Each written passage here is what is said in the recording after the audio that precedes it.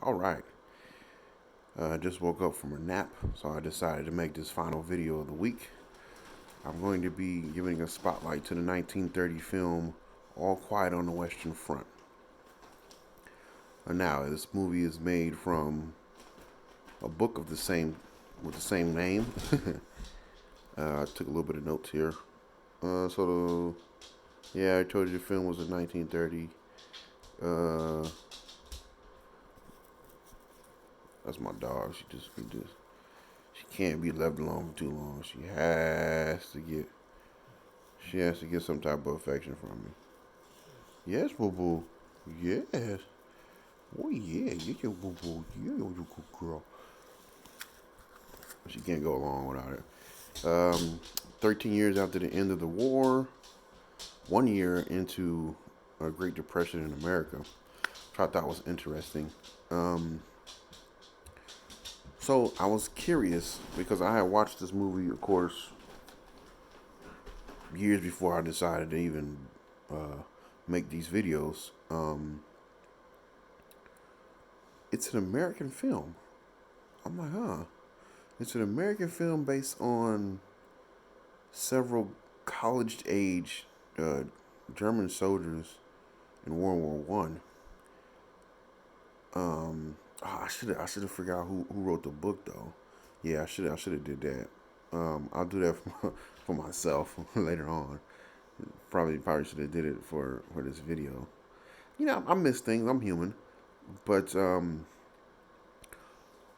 overall, my thoughts of the movie, it was actually pretty powerful. I don't know why I felt like um, things things that far back in history, like 1930, 2020, things that far back, I feel like have some type of stigma of being primitive. But I think the ideas brought up in this movie have been echoed by soldiers and families of soldiers and just normal folk in every major conflict.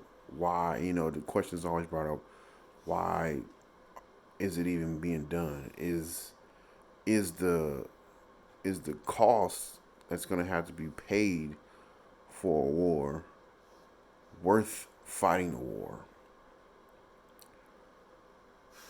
This movie tries to answer that question, I feel.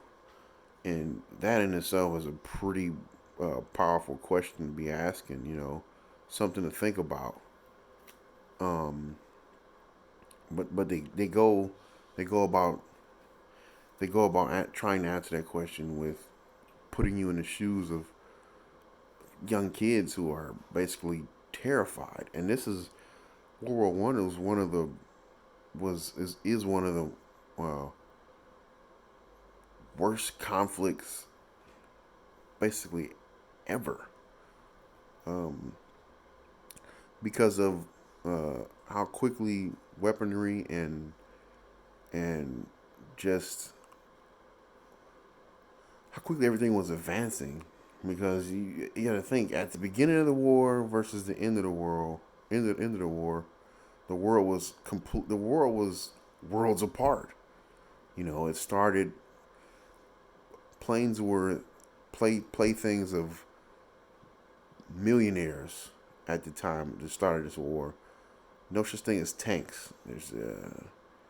Um, there's only bolt action rifles. Probably guys were still using black powder rifles. I don't know. Limited amount of knowledge I have about firearms. There's there's no refrigeration. There's no like flush toilets back then. I mean, there probably was, but they were limited. I mean, I wouldn't say that people were living in the Stone Age, but the world was still developing. And let's not try and leave out the use of biological weapons. I mean, it was just if you can stomach it and you read just a little bit about uh, some of the conditions during World War One, you'll see how hard of a question is, how hard of a question that is to answer. And this movie does a really good job at that. The acting isn't too bad. You wouldn't think it's a little bit corny, of course. They're like, "Oh, we had a grand old time there, Billy," and you get that. But the fact that this movie is also used as a teaching aid in film schools, I'm pretty sure that says a lot about this film in and of itself. To take something from that time period and for it to still be used, most likely to this day, to teach how to make a quality film, it has to it has to like strike some type of chord with an individual. Like, damn, like really was that good? Maybe I should try and watch it. And it's not as hard as you would think to watch the film, seeing how it's from 1930. Personally, I just Googled it, and there was a way to say it was like a link. It said you want to watch it, or the link didn't talk to me. Of course, it's like you want to watch the film, click it, $4 off Google. And then I watched it. It's a 2 hour. It's over a 2 hour film, but it's not. And another thing, it's not from some of the longer films that I've watched. It's not so emotionally involving as other ones. It makes you think more than it draws you into the story. I feel like. Um, I tried to look up. Well, I looked up some of the actors in there, and of course, generational.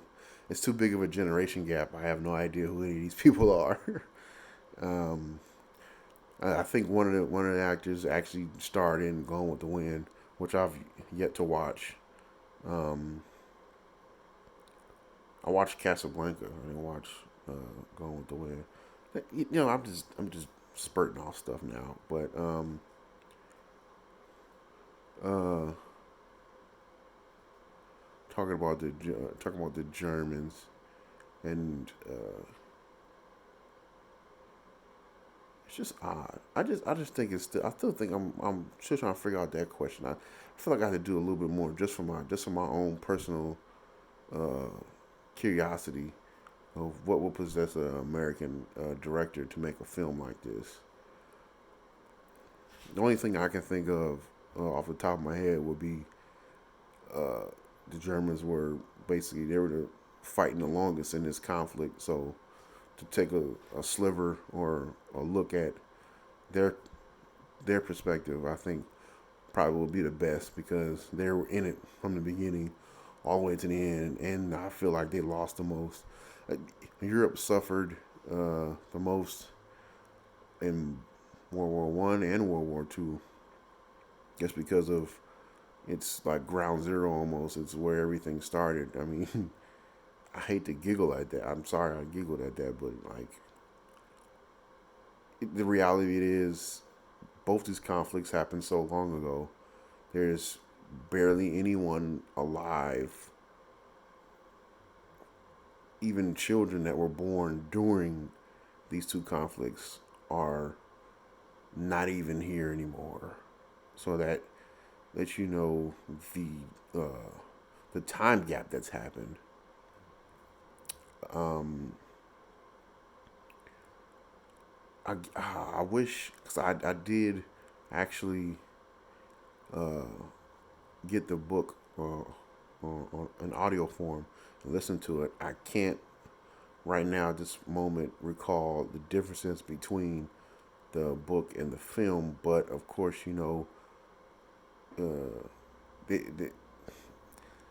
movies that are made from books are never like exactly the same. They change little things here and there to make it more palatable to the audience and based on uh, the director and the writer's beliefs systems, of course.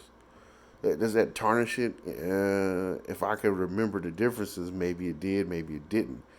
Um, but I still think they do a great job. The movie does a great job of of just raising the question and showing the struggle that these individuals had to go through. There's so many good moments in this movie, and especially the end. The end is just think about it. Just think about the time this movie was released, and for something that powerful to be put out there on film. I mean, that's amazing.